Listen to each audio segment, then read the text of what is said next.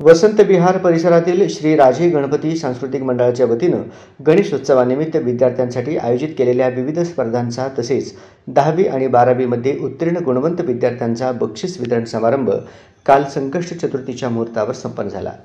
या बक्षीस वितरण समारंभामध्ये बक्षीसपात्र विद्यार्थ्यांचा बक्षीस आणि बुके देऊन मान्यवरांच्या हस्ते गौरव करण्यात आला।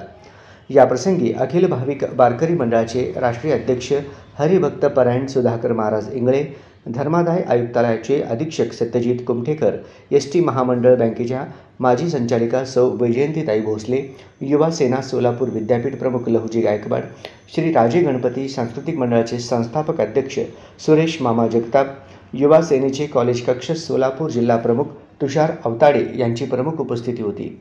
या प्रसंगी कार्यक्रमाचे प्रास्ताविक संस्थापक अध्यक्ष सुरेश मामा जगताप यांनी केले।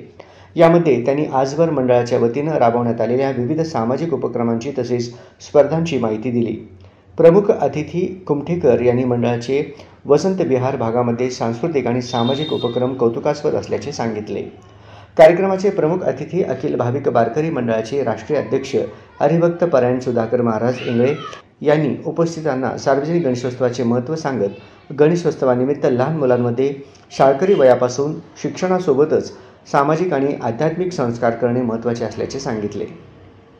सोबतच राजे गणपती सांस्कृतिक मंडळाने आजवर राबवलेल्या सामाजिक उपक्रमांचे कौतुक करत सुरेश मामा जगताप यांच्या नेतृत्वामुळे मंडळाचा वसंत विहार भागातील नावलौकिक या भागाच्या सामाजिक विकासासाठी दिशादर्शक असल्याचे सांगितले। संगीत खुर्ची, लिंबू चमचा, बादलीत बॉल टाकणे, पोत्यात उडी यासोबत अनेक स्पर्धांचे आयोजन राजे गणपती सांस्कृतिक मंडळाच्या वतीनं गणेशोत्सवात करण्यात आले।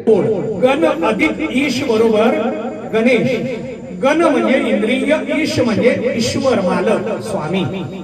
गणाचा मालक म्हणजे सेवकाचा मालक असा एक स्थूल अर्थ आहे आणि याचा सूक्ष्म अर्थ इंद्रियाचा मालक, त्याला गणेश म्हणतात। मालकाला दुसरं नाव आलं पती।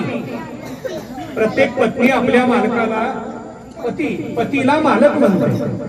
गणाचा पती ती गणपती, गणानाम गणपती।